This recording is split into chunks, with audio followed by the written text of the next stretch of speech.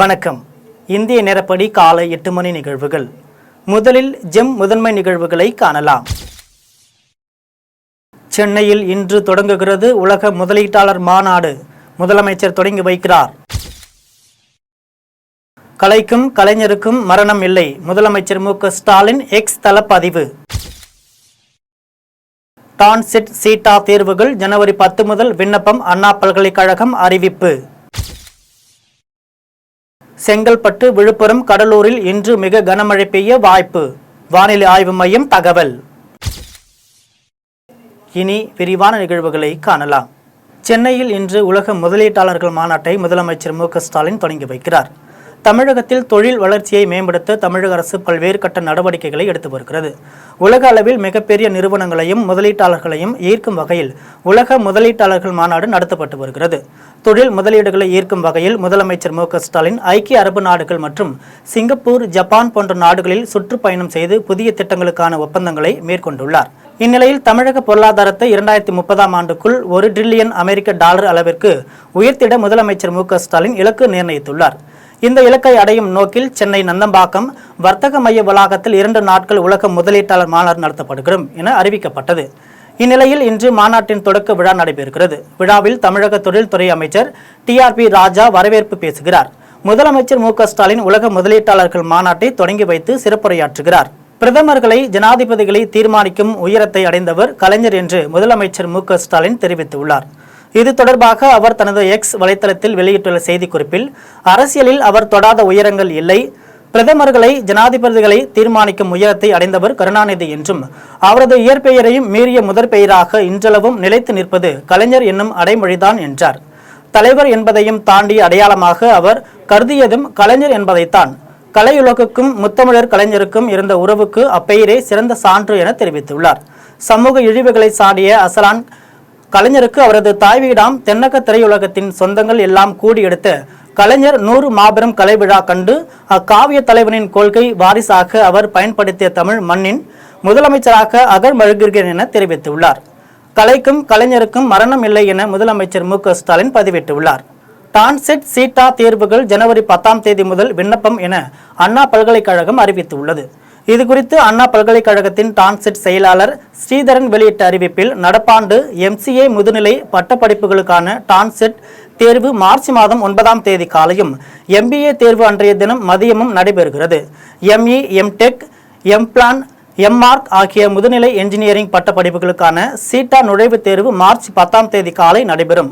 இந்த தேர்வுகள் தமிழகத்தின் 14 நகரங்களில் நடக்கும் என தெரிவிக்கப்பட்டுள்ளது. டான்செட் மற்றும் சீட்டா நுழைவுத் தேர்வுகளுக்கு வருகிற 10ஆம் தேதி முதல் அடுத்த மாதம் 7ஆம் தேதி வரை மாணவர்கள் விண்ணப்பிக்கலாம் என்றும், கல்லூரி இறுதியாண்டு பயிலும் மாணவர்கள் மதிப்பெண் சான்றிதழ் இல்லை என்றாலும் டான்செட் சீட்டா நுழைவுத் தேர்வுகளுக்கு விண்ணப்பிக்கலாம் எனவும், மாணவர் சேர்க்கை நடைபெறும் போது மதிப்பெண் சான்றிதழ்களை கட்டாயம் சமர்ப்பிக்க வேண்டும் என்றும், தேர்வு முடிவுகள் மார்ச் மாதம் இறுதியில் வெளியிடப்படும் என அதில் கூறப்பட்டுள்ளது. தமிழ்நாட்டில் இன்று முதல் 10ஆம் தேதி வரை ஓரிரு இடங்களில் கனமழை பெய்ய வாய்ப்பு உள்ளதாக வானிலை ஆய்வு மையம் தெரிவித்துள்ளது. தமிழ்நாட்டில் வடகிழக்கு பருவமழை காலம் தொடர்ந்து நீடித்து வருகிறது.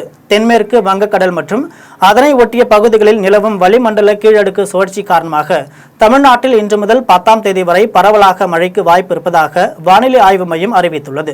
அதன்படி இன்று தமிழ்நாட்டில் அநேக இடங்களிலும், புதுச்சேரி, காரைக்கால் பகுதிகளிலும் இடி மின்னலுடன் கூடிய லேசானது முதல் மிதமான மழையும், செங்கல்பட்டு, விழுப்புரம், கடலூர் மாவட்டங்கள் மற்றும் புதுச்சேரியில் கன முதல் மிக கனமழை பெய்யும் என தெரிவித்துள்ளது. இதேபோல் திருவள்ளூர், சென்னை, ராணிப்பேட்டை, காஞ்சிபுரம், திருவண்ணாமலை, கள்ளக்குறிச்சி, கன்னியாகுமரி மாவட்டங்கள் மற்றும் நெல்லை மாவட்டத்தின் மலைப்பகுதிகளில் ஓரிரு இடங்களில் கனமழை பெய்யக்கூடும் என்று சென்னை வானிலை ஆய்வு மையம் தெரிவித்துள்ளது. அரசு மதுபான கடைகளில் டெட்ரா பேக் விற்பனை செய்வது குறித்து ஆலோசனை நடைபெற்று வருவதாக அந்தியூரில் மின்சாரம் மற்றும் மதுவிலக்கு ஆயத்தீர்வைத்துறை அமைச்சர் சு. முத்துசாமி தெரிவித்துள்ளார். ஈரோடு மாவட்டம் அந்தியூர் சட்டமன்ற தொகுதிக்கு உட்பட்ட அந்தியூர் பேரூராட்சி பகுதியில் வார சந்தை வளாகத்தில் 5,76,00,000 மதிப்பீட்டில் புதிதாக வார சந்தை மற்றும் வணிக வளாகம் கட்டுமான பணிகள் நிறைவுற்றதை அடுத்து முதலமைச்சர் மு.க. ஸ்டாலின் காணொலி காட்சியின் மூலம் திறந்து வைத்தார். இதன் எதிரொலியாக அந்தியூரில் நடைபெற்ற வணிக வளாக கட்டிடம் திறப்பு விழாவில் மின்சாரம் மற்றும் மதுவிலக்குத்துறை அமைச்சர் க. முத்துசாமி பங்கேற்றார். அதனைத் தொடர்ந்து அந்தியூர் கலை அறிவியல் கல்லூரியில் மாணவர்கள் தங்கும் விடுதியினை திறந்து வைத்தார். நிகழ்ச்சியை தொடர்ந்து அமைச்சர் சு. முத்துசாமி செய்தியாளர்களை சந்தித்து பேசினார். அப்போது ஈரோடு மாவட்டத்தில் பல திட்டங்களுக்கு தமிழக முதலமைச்சர் மு.க.ஸ்டாலின் அனுமதி கொடுத்துள்ளார் என்றும், அந்தியூர் சட்டமன்ற தொகுதியில் 5,76,00,000 மதிப்பீட்டில் வார சந்தை வளாகம் மற்றும் வணிக வளாக கட்டிடங்களை முதலமைச்சர் மு.க.ஸ்டாலின் திறந்து வைத்துள்ளார் என்றும், முதலமைச்சர் எடுத்த அக்கறையின் காரணமாகத்தான் அந்தியூரில் கலை கல்லூரி தொடங்கப்பட்டுள்ளது எனவும், இன்றைக்கு கிட்டத்தட்ட 480 மாணவர்கள் படிக்கின்றனர் எனவும் அமைச்சர் க. முத்துசுவாமி தெரிவித்துள்ளார். அதேபோல இன்றைக்கு ஏறத்தாழ 505 கோடி ரூபாய்க்கு உண்டான பல திட்டங்களை இன்றைக்கு நமக்கு கொடுத்திருக்கிறார்கள். நானும் முதலமைச்சர் அவர்கள் காலையிலே அதை அமைத்து வைத்திருக்கிறார்கள் காணொலி காட்சி மூலமாக. நம்முடைய அந்தியூரிலே மட்டும் வாரச்சந்தை ஒரு 5.25 கோடி ரூபாயிலே மிக சிறப்பாக அமைக்கப்பட்டிருக்கிறது. உள்ளே ஒரு உணவகம், எல்லா வசதிகளும், பொதுமக்களுக்கு என்னென்ன தேவையோ, வியாபாரிகளுக்கு என்னென்ன வசதிகள் தேவையோ அத்துணை வசதிகளையும் உள்ளடக்கிய ஒரு முன்மாதிரியான வாரச்சந்தை இங்கே அமைக்கப்பட்டிருக்கிறது. சட்டமன்ற உறுப்பினர் ஏற்கனவே சொன்னார். மாவட்ட ஆட்சியரை சந்திக்க காலதாமதம் ஏற்பட்டதால் அலுவலகத்தை விட்டு வெளியேறிய புரட்சி பாரதம் கட்சியின் தலைவரை திருவள்ளூர் மாவட்ட ஆட்சியர் பிரபு சங்கர் கீழே இறங்கி சமாதானம் செய்த சம்பவம் காண்பவரை நெகிழ்ச்சி அடைய செய்தது.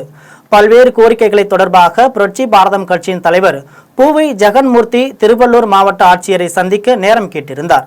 அப்போது மாலை 6 மணிக்கு சந்திக்க நேரம் குறிப்பிட்டிருந்தார். இந்நிலையில் இரவு 7:15 மணி வரை மாவட்ட ஆட்சியரை சந்திக்க முடியாததால் அதிருப்தி அடைந்த புரட்சி பாரதம் கட்சியின் தலைவர் பூவை ஜெகன்மூர்த்தி அறையிலிருந்து வேகமாக கீழே இறங்கி வந்தார். இது குறித்து மாவட்ட ஆட்சியருக்கு தகவல் சொல்லப்பட்டதை அடுத்து மாவட்ட ஆட்சியர் பிரபு சங்கர் வேகமாக கீழே இறங்கி வந்து புரட்சி பாரதம் கட்சியின் தலைவர் ஜெகன்மூர்த்தியிடம் தன்னுடைய அலுவல் பணி மற்றும் மீட்டிங்கில் இருந்ததால் தான் தங்களை சந்திக்க முடியாத சூழ்நிலை ஏற்பட்டது என்றும், நீங்கள் முக்கியம் என்று கருதியதால் தான் உங்களை அழைக்க கீழே இறங்கி வந்தேன் என்றும், காலதாமதத்திற்கு வருந்துகிறேன் என கூறி பூவை ஜெகன்மூர்த்தியை மாவட்ட ஆட்சியர் அழைத்து சென்றார். மாவட்ட ஆட்சியர் அலுவலகத்தை விட்டு கீழே இறங்கி வந்து அவரை அழைத்து சென்ற சம்பவம் காண்போரை நெகிழ்ச்சி அடைய செய்தது. கொரோனா காலத்தில் ஒருங்கிணைந்து செயல்பட்டது போல் செயல்பட வேண்டும் என்று கரூரில் நடைபெற்ற மாவட்ட சுகாதார பேரவை கூட்டத்தில் மாவட்ட ஆட்சியர் தங்கவேல் விளக்கம் அளித்தார். கரூர் மாவட்ட ஆட்சியர் அலுவலக கூட்டரங்கில் மருத்துவம் மற்றும் மக்கள் நல்வாழ்வுத்துறை சார்பில் மாவட்ட சுகாதார பேரவை கூட்டத்தை மாவட்ட ஆட்சியர் தங்கவேல் குத்துவிளக்கு ஏற்றி துவக்கி வைத்தார்.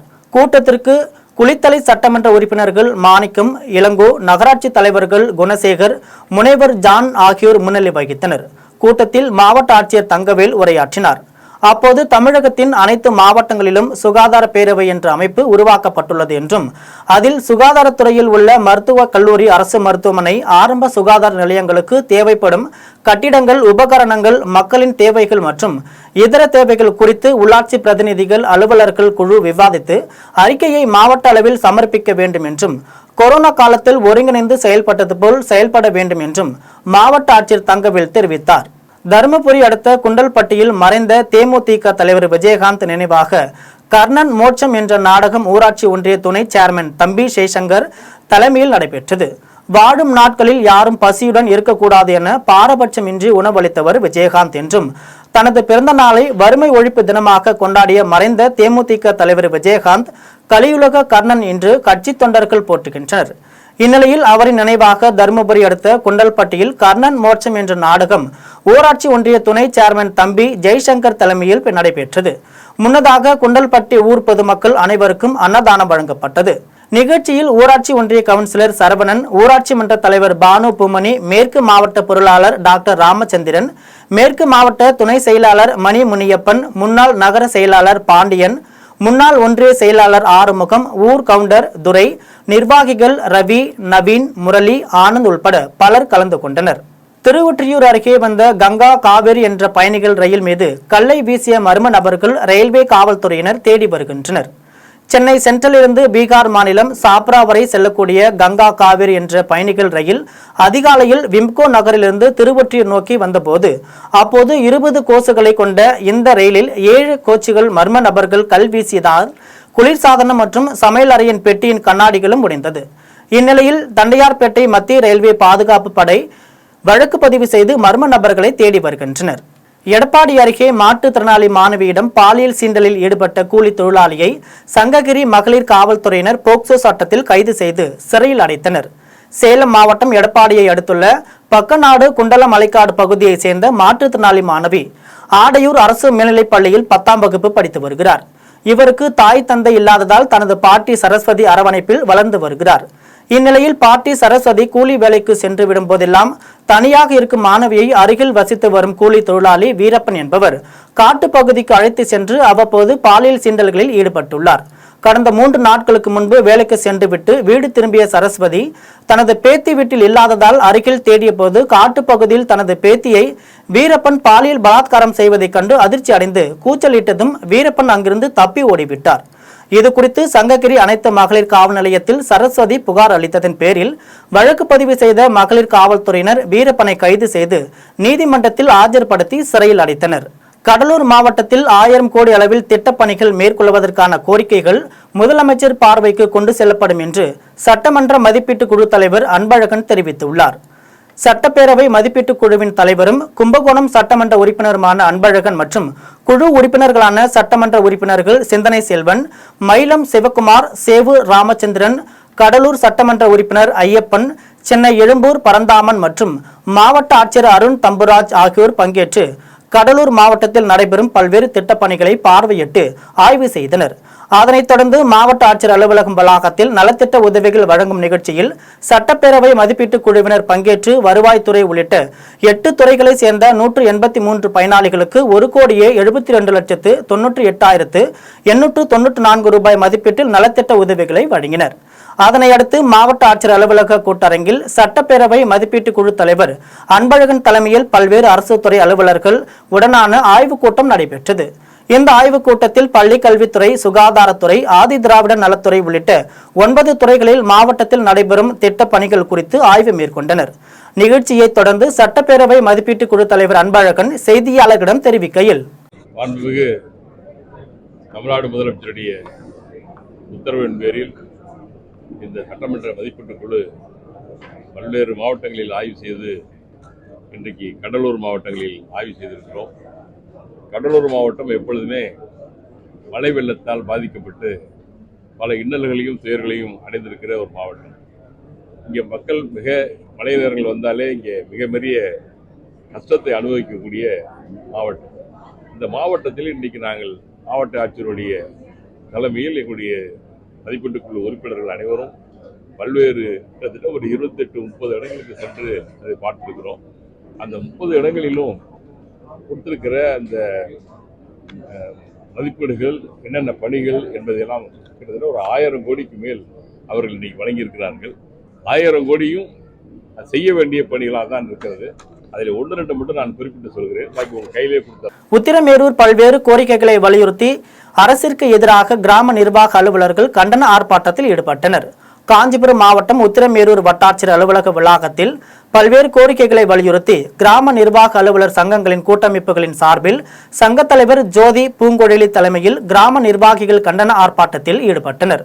ஆர்ப்பாட்டத்தில் புதிதாக பணியில் சேரும் கிராம நிர்வாக அலுவலர்களை அலுவல் ரீதியாக மிரட்டக்கூடாது, புதிதாக அறிமுகப்படுத்தப்பட்டுள்ள டிஜிட்டல் கிராம சர்வே பணிகளுக்கு கூடுதலாக அலுவலக பணியாளர்களை நியமித்திட வேண்டும், பணிகளுக்கு தேவையான உபகரணங்களை வருவாய்த்துறையினருக்கு வழங்கிட வேண்டும் என்பன உள்ளிட்ட பல்வேறு கோரிக்கைகளை வலியுறுத்தினர். இதில் உத்திரமேரூர் பகுதிகளில் உள்ள கிராம நிர்வாக அலுவலர்கள் கலந்து கொண்டனர். பெரியபாளையம் அருகே வடமதுரை பகுதியிலிருந்து அயோத்தி ராமர் கோவில் கும்பாபிஷேகத்திற்காக அகில பாரத இந்து மகா சார்பில் 8 திருக்குடைகள் புறப்பட்டது. அயோத்தியில் ராமர் கோவில் கும்பாபிஷேகம் வரும் 22ஆம் தேதி நடைபெறுகிறது. இதற்காக நாட்டின் பல்வேறு பகுதிகளிலிருந்து பல வகையான மங்கள பொருட்கள் அனுப்பி வைக்கப்பட்டு வருகிறது. அதன்படி அகில பாரத இந்து மகா சபை சார்பில் அலங்காரமிக்க பிரம்மாண்டமான 8 திருக்குடைகள் செய்யப்பட்டது. இந்த திருக்குடைகள் பெரியபாளையம் அடுத்து வடமதுரையில் அமைந்துள்ள கண்ணாத்தம்மன் ஆலயத்தில் சிறப்பு பூஜைகள் நடத்தப்பட்டு ஊர்வல புறப்பாடு நடைபெற்றது. இதனை அகில பாரத இந்து மகா சபை மாநில தலைவர் ரமேஷ் பாபு துவங்கி வைத்தார். இந்த திருக்குடைகள் தாமரைப்பாக்கம், விச்சூர், மீஞ்சூர் வழியாக சென்று சென்னை பட்டாளத்தில் நிறைவடைகிறது. அதன் பின்னர் அங்கிருந்து ரயில் மூலம் புறப்பட்டு வரும் 19ஆம் தேதி அயோத்தி ராமர் கோவிலுக்கு செல்கிறது. அங்கு உத்தரப்பிரதேச முதலமைச்சர் யோகி ஆதித்யநாத் 8 திருக்குடைகள் ஒப்படைக்கப்பட உள்ளது. இந்த நிகழ்ச்சியில் மாநில துணைத் தலைவர் லிங்கேசன், மாநில இளைஞரணி தலைவர் ஆனந்த பாபு, திருவள்ளூர் மாவட்ட செயலாளர் முருகானந்தம் உட்பட பலர் கலந்து கொண்டனர். வாலாஜாபேட்டை அரசு கல்லூரியில் நடைபெற்ற தமிழ்நாடு அரசு பணியாளர் தேர்வாணையத்தின் மையத்தை மாவட்ட ஆட்சியர் வளர்மதி பார்வையிட்டு ஆய்வு செய்தார். ராணிப்பேட்டை மாவட்டம் வாலாஜாபேட்டை அறிஞர் அண்ணா மகளிர் கலைக்கல்லூரியில் தமிழ்நாடு அரசு பணியாளர் தேர்வாணையம் நடத்தும் ஒருங்கிணைந்த பொறியியல் பணிகளுக்கான தேர்வு நடைபெற்றது. இந்த தேர்வை எழுத மாவட்டம் முழுவதும் சுமார் 419 நபர்கள் விண்ணப்பித்திருந்தனர். இதில் 243 நபர்கள் மட்டுமே தேர்வை எழுதினர். 176 பேர் தேர்வு எழுத வராத நிலையில் தேர்வு மையத்தை மாவட்ட ஆட்சியர் வளர்மதி பார்வையிட்டு ஆய்வு செய்தார். ஆய்வின் போது வாலாஜாபேட்டை வட்டாட்சியர் வெங்கடேசன் மற்றும் துறை சார்ந்த அதிகாரிகள் பலர் உடன் இருந்தனர். சென்னை ஆரியபுரத்தில் எம்ஜிஆர் மகளிர் கல்லூரியில் காமராஜர் பொற்கால ஆட்சியின் சமத்துவம் என்ற புத்தகத்தை GK வாசன் வெளியிட்டார். சென்னை ஆரியபுரத்தில் அமைந்துள்ள எம்ஜிஆர் மகளிர் கல்லூரியில் புத்தகம் வெளியீட்டு விழா நடைபெற்றது. விழாவில் தமிழ் மாநில காங்கிரஸ் கட்சியின் தலைவர் GK வாசன் பங்கேற்று பெருந்தலைவர் காமராஜர் பொற்கால ஆட்சியின் சமத்துவங்கள் என்ற புத்தகத்தை வெளியிட்டார். விழாவில் ஜார்க்கண்ட் மாநில ஆளுநர் CP ராதாகிருஷ்ணன், முன்னாள் பாஜக முன்னாள் நாடாளுமன்ற உறுப்பினர் பொன் ராதாகிருஷ்ணன் உட்பட தமிழ் மாநில காங்கிரஸ் கட்சியின் மற்றும் பாஜகவினர் கலந்து கொண்டனர். கேலோ விளையாட்டு போட்டிக்கான விழிப்புணர்வு வாகனத்தை சென்னையில் விளையாட்டு மேம்பாட்டுத்துறை அமைச்சர் உதயநிதி ஸ்டாலின் துவக்கி வைத்தார். தமிழகம் முழுவதும் இளைஞர்களுக்கான கேலோ இந்தியன் விளையாட்டுப் போட்டி ஜனவரி 19ஆம் தேதி தொடங்கி 31ஆம் தேதி வரை நடைபெறுகிறது. இந்த விளையாட்டுப் போட்டிக்கான விழிப்புணர்வு வாகனத்தை சென்னை காமராஜர் சாலையிலிருந்து இளைஞர் நலன் மற்றும் விளையாட்டு மேம்பாட்டுத்துறை அமைச்சர் உதயநிதி ஸ்டாலின் தொடங்கி வைத்தார். இந்த வாகனம் 38 மாவட்டங்களுக்கும் சென்று பொதுமக்களிடையே விழிப்புணர்வை ஏற்படுத்துகிறது. நிகழ்ச்சியில் நாடாளுமன்ற உறுப்பினர் தயாநிதி மாறன், நாடாளுமன்ற உறுப்பினர் கலாநிதி வீராசாமி, சென்னை மாநகராட்சி மேயர் பிரியா, துணை மேயர் மகேஷ்குமார் உட்பட திமுக நிர்வாகிகள் பலர் கலந்து கொண்டனர். உத்திரமேரூர் வட்டத்தில் தடை செய்யப்பட்ட குட்கா போதைப் பொருட்களை விற்பனை செய்த இருவரை காவல்துறையினர் கைது செய்து சிறையில் அடைத்தனர். காஞ்சிபுரம் மாவட்டம் உத்திரமேரூர் வட்டம் களியாம்பொண்டி கிராமத்தில் ஆய்வாளர் விநாயகம் தலைமையிலான காவல்துறையினர் பெட்டி கடைகளில் சோதனை நடத்தினர். அப்போது சனோஜ்குமார் என்பவரது கடையில் 10 கிலோ எடையிலான குட்கா போதைப் பொருட்களை பறிமுதல் செய்தனர். இதேபோன்று உத்திரமேரூர் பஜார் வீதியில் அரசகுமாரன் என்பவரது கடையில் மாவா உள்ளிட்ட குட்கா போதைப் பொருட்கள் காவல்துறையினர் பறிமுதல் செய்தனர். இதனையடுத்து சனோஜ்குமார், அரசகுமார் ஆகியோர் மீது வழக்கு பதிவு செய்து அவர்களை நீதிமன்றத்தில் ஆஜர்படுத்தி காஞ்சிபுரம் சிறையில் அடைத்தனர். கடையநல்லூர் அருகே கல்லூரி மாணவன் மின்சாரம் தாக்கி உயிரிழந்த சம்பவத்தை கேள்விப்பட்டவுடன் நேரடியாக சென்று மாணவனின் குடும்பத்தாருக்கு கடையநல்லூர் சட்டமன்ற உறுப்பினர் கிருஷ்ணன் முரளி ஆறுதல் தெரிவித்தார். தென்காசி மாவட்டம் கடையநல்லூர் அடுத்த கம்பனேரி கிராமத்தில் வசித்து வரும் முருகனின் 20 வயதுடைய மகன் கடையநல்லூர் அரசு கலை அறிவியல் கல்லூரியில் 2ஆம் ஆண்டு படித்து வந்தார். இவர் அருகில் உள்ள தோட்டத்திற்கு சென்று ஆடு மாடுகளுக்கு தீவனமாக அறுத்து புல்கட்டை சுமந்து கொண்டு வீடு திரும்பினார். அப்போது அருந்து கிடந்த மின் கம்பியை எதிர்பாராத விதமாக மிதித்ததில் முருகனின் மகன் மின்சாரம் தாக்கி கருகி சம்பவ இடத்திலேயே பரிதாபமாக உயிரிழந்தார். இதுகுறித்து தகவல் அறிந்த கடையநல்லூர் சட்டமன்ற உறுப்பினரும் தென்காசி வடக்கு மாவட்ட அதிமுக செயலாளருமான கிருஷ்ணமுரளி இறந்த கல்லூரி மாணவன் வீட்டிற்கு சென்று ஆறுதல் கூறியதுடன் தேவையான உதவிகளை செய்வதாகவும் தெரிவித்தார். அப்போது பொய்கை மாரியப்பன், வசந்தமுத்து பாண்டியன், பெரியதுரை உட்பட அதிமுக நிர்வாகிகள் பலர் உடன் இருந்தனர். கடையநல்லூர் பகுதியில் நடைபெற்ற மக்களுடன் முதல்வர் திட்ட முகாமில் அடிப்படை வசதிகளை செய்து தர வேண்டும் என வலியுறுத்தி பொதுமக்கள் கோரிக்கை மனு அளித்தனர். தென்காசி மாவட்டம் கடையநல்லூர் பகுதிகளில் மக்களுடன் முதல்வர் என்ற திட்டத்தின் கீழ் நடைபெற்று வரும் முகாமில் கடையநல்லூர் நகராட்சிக்கு உட்பட்ட 18வது வார்டு பொதுமக்கள் மனு கொடுக்க சென்றிருந்தனர். அப்போது இந்த மனுவை நீங்கள் நகராட்சி அலுவலகத்தில் கொடுக்க வேண்டும் என கூறி மக்களை அலைக்கழிக்கதாக 18வது வார்டு பொதுமக்கள் தெரிவிக்கின்றனர். மேலும் 18வது வார்டு பகுதிக்கு உட்பட்ட சில தெருக்களில் சாலை வசதி, குடிநீர் வசதி, தெருவிளக்கு உள்ளிட்ட அடிப்படை வசதிகளை செய்து தர வேண்டும் என மனுவில் குறிப்பிட்டுள்ளனர். இது தொடர்பாக செய்தியாளர்களிடம் பொதுமக்கள் தெரிவிக்கையில், இந்த மனு என்னென்னா, எங்கள் தெருவில் வந்து அடிப்படை வசதி, அதாவது இந்த நகராட்சி தான் பெரிய நகராட்சி தென்காசி மாவட்டத்தில். இங்கே அடிப்படை வசதினா கழிவுநீர் போகிறது, குடிநீர் இது, அப்புறம் தெரு, ஓடை, இது எதுவுமே இங்கே அடிப்படை பேசிக் வசதியே கிடையாது. கிட்டத்தட்ட தனிப்பட்ட முறையில் எண்ணற்ற மக்கள் ஒரு 50-60 குடும்பங்கள் நாங்கள் வசிச்சுட்ருக்கோம். இந்த 50-60 குடும்பத்துலேருந்து தனிப்பட்ட முறையில் நகராட்சிகிட்ட ஏகப்பட்ட திருப்பி நாங்கள் மனு கொடுத்தோம். இங்கே சரியில்லை. இப்போ நாங்கள் இங்கே மனு கொடுக்கக்காண்டி இங்கே வந்தோம். இங்கே வர இடத்துல இங்கே கமிஷன் யாருமே இல்லை. நாங்கள் மனு கொடுக்கக்காண்டி இங்கே வந்தோம். இங்கே மனுவும் எடுத்துக்க மாட்டாங்க. எங்களுக்கு அங்கே இருக்கக்கூடிய பிரச்சனை என்னென்னா, கழிவுநீர் அங்கங்கே தேங்கினால டெங்கு காய்ச்சல், மலேரியா, அது மாதிரி காய்ச்சலாம் அதிகமாக பரவுது. பெரியவங்க, குழந்தைகள் முதற்கொண்டு எல்லோரும் இருக்காங்க. அதுக்கான புகைப்படம் எல்லாமே இதில் நான் வச்சுருக்கோம். ஆவரணம் புகைப்படம் எல்லாமே இதில் இருக்குது. நாங்கள் தெளிவாக எண்ணற்ற முறையில் கொடுத்துமே இதில் எந்த ஒரு முடிவும் எடுக்காமல் இருக்காங்க. அதனால் இந்த ராணிப்பேட்டையில் இளம்பெண் கிணற்றில் சடலமாக மீட்கப்பட்ட சம்பவம் அதிர்ச்சியை ஏற்படுத்தியுள்ளது.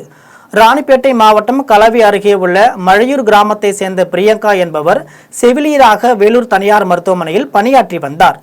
இவர் கடந்த 3ஆம் தேதி வீட்டில் கோபம் கொண்டு வீட்டை விட்டு வெளியே சென்றதாக கூறப்படுகிறது. அவரது பெற்றோர்கள் பல இடங்களில் தேடிய நிலையில் விவசாய கிணற்றின் அருகே பிரியங்காவின் காலனி இருந்ததை அடுத்து தீயணைப்பு நிலையத்திற்கு தகவல் தெரிவிக்கப்பட்டது. தகவலின் பேரில் விரைந்து வந்த தீயணைப்பு வீரர்கள் அவரது சடலத்தை மீட்டு பிரேத பரிசோதனைக்காக மருத்துவமனைக்கு அனுப்பி வைத்து விசாரணை மேற்கொண்டு வருகின்றனர். திருப்பரங்குன்றத்தில் CBSE பள்ளி ஆசிரியர் ரயில் முன் பாய்ந்து தற்கொலை செய்து கொண்ட சம்பவம் சோகத்தை ஏற்படுத்தியுள்ளது. மதுரை மாவட்டம் திருப்பரங்குன்றம் ரயில் நிலையம் அருகே தண்டவாள பகுதியில் ஒருவர் இறந்து கிடப்பதாக வழியாக சென்ற எக்ஸ்பிரஸ் ரயில் ஓட்டுநர் மதுரை ரயில்வே போலீசாருக்கு தகவல் தெரிவித்துள்ளார். தகவலின் பேரில் சம்பவ இடத்திற்கு வந்த போலீசார் உயிரிழந்தவரின் உடலை மீட்டு பிரேத பரிசோதனைக்காக மதுரை அரசு ராஜாஜி மருத்துவமனைக்கு அனுப்பி வைத்து விசாரணை மேற்கொண்டனர். இதில் இறந்தவர் மதுரை திருமங்கலம் பகுதியை சேர்ந்த CBSE பள்ளி ஆசிரியர் சரவணன் என்பதும் அவர் ஆன்லைன் சூதாட்டத்தில் ஈடுபட்டு 8 லட்சம் ரூபாய் வரை இழந்ததால் மன விரக்தியில் ரயில் முன் பாய்ந்து தற்கொலை செய்து கொண்டதும் தெரிய வந்தது. வில்லிவாக்கத்தில் அசலுக்கு மேல் வட்டி பணம் என மோசடியில் ஈடுபட்ட நபர்கள் மீது நடவடிக்கை எடுக்க கோரி காவல் ஆணையர் அலுவலகத்தை பொதுமக்கள் முற்றுகையிட்டனர். சென்னை வில்லிவாக்கத்தில் குபேர அறக்கட்டளையின் பேரில் பண்டு சீட்டு அசலுக்கு மேல் வட்டி பணம் என மோசடியில் ஈடுபட்ட நபர் மீது நடவடிக்கை எடுக்க கோரி காவல் ஆணைய அலுவலகத்தை பொதுமக்கள் முற்றுகையிட்டனர். இதையடுத்து செய்தியாளர்களிடம் பேசிய பாதிக்கப்பட்ட பெண்கள் சுமார் 7000க்கும் மேற்பட்ட பொதுமக்கள் இந்த நிறுவனத்தில் முதலீடு செய்துள்ளதாகவும் தலா ஒவ்வொருவருக்கும் சுமார் 3 முதல் 4 லட்சம் ரூபாய் வரை செலுத்தியுள்ளதாகவும் தெரிவித்தனர். பொருளாதார குற்றப்பிரிவு போலீசார் தலைமை அலுவலகத்திற்கு சென்று புகார் அளிக்க உள்ளதாக தெரிவித்தனர்.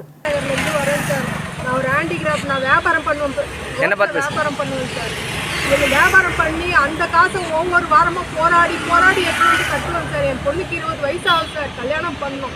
இந்த 6 பவுன் நகை வந்தாதான் 2.5 லட்சம் அவர் இப்போ எனக்கு தரணும்.